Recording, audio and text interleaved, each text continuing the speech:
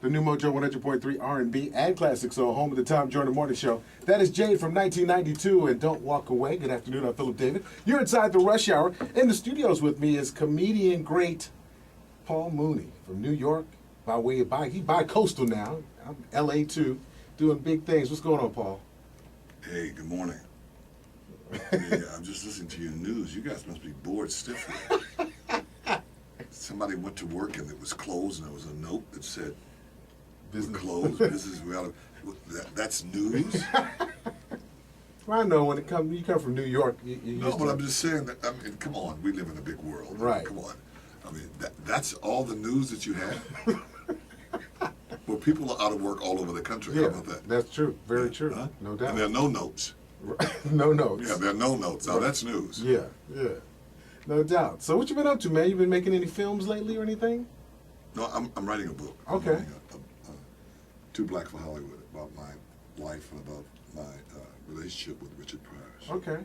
So I'm excited about it. I've been working very hard on it, and it's bringing up a lot of emotions, and just trying to get it together. And also, I like your traffic reports too. Oh. Just hearing it, I'm thinking, what if there had been traffic reports in the old West? You know, when they were riding horses. Oh, okay. You know? Yeah. I mean, we were saying things like, we just had to hang somebody for stealing a horse, on Highway 4, or the Indians attacked, the stagecoach. Yeah. It'd be a different thing. Don't take 275 Indians attacking. Yeah, don't take, I mean, it just would have been interesting. Yeah. You know what I'm saying? No doubt, no doubt. You'll be doing, Thursday, Friday, and Saturday, and Sunday? Will you do Sunday? Oh, the Christian show, yeah. Yeah, the Christian show. Yeah, so bring all your wives. Bring your 9 wives. Okay. Have you been reading about that? Yeah. Isn't that interesting? It is interesting. Yeah, Down because... in Texas. But that's white people. I mean, it's just 9 wives. Right. In our neighborhood, we call that a pimp. Okay. Yeah, I guess so. Don't you agree? Yeah. I think he's pimping. What do you think? Yeah, I think you're right. Just not as flashy, that's all. Yeah, just not as flashy. Right. Not quite. You know, the Pope was in New York. You do know that? Yes, I do know that. Yeah. Giant stadium and everything? Yeah, he didn't come to Harlem. I found it real interesting. Really? Yeah. And he was in that Pope mobile. Yep. That bulletproof. Bulletproof, whatever. Yeah. If he's so close to God, what is he hiding from? That's real. Well, that's real. Huh? If he's so close. What is he hiding from? Yeah. I was just hoping he'd do that show, Pimp My Ride. Pope My Ride? Yeah, Pimp My Ride? just Pimp My Ride. Okay. Come on. Okay. Yeah, Pimp My Ride. See, that's why we need a black Pope. A black Pope wouldn't have done that. No. A black Pope would have come in a convertible Cadillac, an Eldorado. Yep. Huh? No bulletproof glass. glass. No, just flashing and bling, blinging. I mean, who else could wear that cape and that jewelry? Yeah, no doubt. But a black Pope. And if they shoot at him, he'll be shooting back. Right. That's right. That's a whole difference. That's a whole difference. Yeah. Now, you of course, have been in comedies how long now? Too long. Too long. Yeah, over 32 years. Okay. Yeah. Okay. What was your first job in comedy? You mean my first stand-up? Yeah. Was with I think San Jose, and it was in California. Okay. And I'd taken someone's place. My friends that I went to school with, Joe and Eddie, they were like a folk singing, Oh. real popular. Okay. Yeah, and the Black Smothers Brothers. They were very talented. Okay. And had hit albums and all this other stuff. Okay. And I think a white comic named Ronnie Shell couldn't work, and they wanted me. They said, "You're funny, Paul. Come on, just get up and do something." Okay. So I got up and did the white comic's whole act. I don't have any material. I You just did his act. Yeah, I did his act, and word for word. Wow. And they all thought it was so funny. The audience didn't think it was funny, but the people that worked with him thought it was hilarious. Oh, okay. Yeah, that's my first job. Okay. And then, of course, you went on to write for Richard Pryor, worked with Richard Pryor for years. Oh yeah, that And- was my best friend. Yeah. Yeah, I miss Richard. The world lost a genius. Richard was actually, well, they say Mark Twain, is the greatest storyteller in America. Mhm. That's what they say. Right. So Richard was Dark Twain. Richard was the greatest black storyteller. Okay. All right. He was brilliant.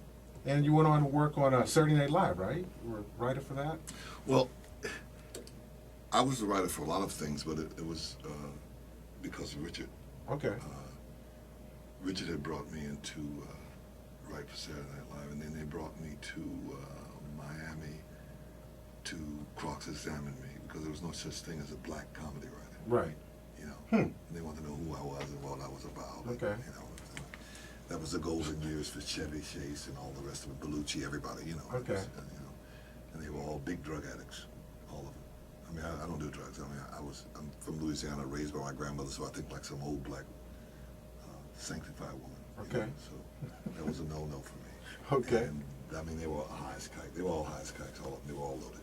It was very, very, very interesting to work with drug addicts. But because Richard was on drugs too. Yeah. He was a whole drug Yeah. addict. Well, you already say, you know. Yeah. But I made a lot of money back in those drug days. Okay.